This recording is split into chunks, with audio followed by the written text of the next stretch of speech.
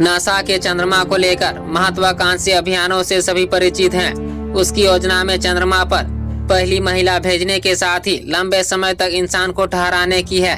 हाल ही में नासा ने चंद्रमा पर उत्खनन के लिए निजी कंपनियों को भुगतान करने के लिए प्रयास की शुरुआत की है और घोषणा करते हुए कहा कि वह चंद्रमा से पत्थर, धूल और अन्य सामग्री खरीदना चाहता है। इसके लिए एजेंसी ने निजी क्षेत्र से इसके लिए उत्खनन की भी अपील की है।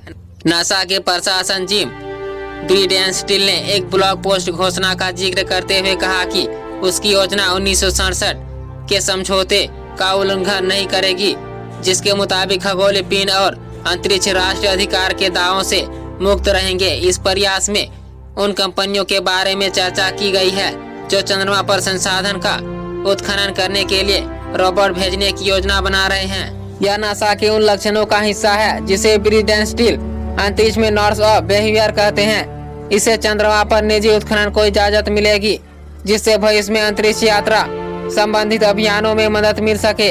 नासा का कहना है कि वह उत्खनन वाले संसाधनों को कंपनी की संपत्ति के तौर पर देखती है और उन्हें खरीदने के बाद वे नासा की संपत्ति हो जाएंगे। नासा के आर्टेमिस कार्यक्रम के तहत ही अमेरिका साल 2024 तक चंद्रमा पर पहली महिला और एक पुरुष को भेजने की तैयारी कर रहा है। इससे नासा के मंगल पर पहला इंसान भेजने के महत्वाकांक्षी अभियान की भूमिका माना जा रहा है। एक अंतरिक्ष निजी संस्थान सिक्योर वर्ल्ड फाउंडेशन के द्वारा आयोजित कार्यक्रम में ब्रिडेनस्टील ने कहा, असल बात यह है कि यह जताने के लिए कि यह मुमकिन है, हम चंद्रमा की कुछ मिट्टी को खरीदने जा रहे हैं। ब्रिडेनस्टील ने कहा कि नासा बर्फ और दूसरे पदार्थों की तरह के और संसाधनों को खरीदेगा जो चंद्रमा पर खोजे जा सकते हैं। नासा ने इसी साल मई के महीने में चर्चित आर्टेमिस समझौता जारी किया था, जो इसके अनुसार चंद्रमा पर अन्वेषण के लिए एक अंतर्राष्ट्रीय संधि का रूप लेगा। इससे नासा ने उस सभी आधारभूत सिद्धांतों को शामिल करने का प्रस्ताव दिया था जो इंसान को चंद्रमा पर रहने और काम करने के नियामक के तौर पर काम कर सकते हैं। इससे कंपनियां चंद्रमा के संसाधनों को उत्खनन करने से उन पर मालिकाना बर्ताव कर सकेगी। यह इस संधि का अहम हिस्सा माना जा रहा है, जिससे नासा के कॉन्ट्रैक्ट चंद्रमा की बर्फ का रॉकेट के ईंधन में बदल सकेंगे या चंद्रमा के पदार्थों से लॉन्चिंग पैड का निर्माण कर सकेंगे।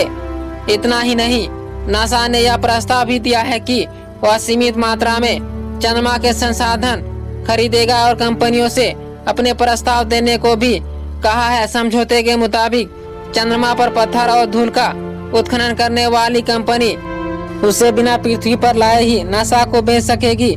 नासा के अंतर्राष्ट्रीय संबंध प्रमुख माइक गोल्ड ने कहा कि यह अंतरिक्ष संसाधनों के लिए एक छोटा सा कदम है, लेकिन नीति के लिहाज से एक लंबी गौरतलब है कि अंतरिक्ष खास तौर पर चंद्रमा को लेकर निजी क्षेत्र की सक्रियता नासा की अब आवश्यकता बनने वाली है।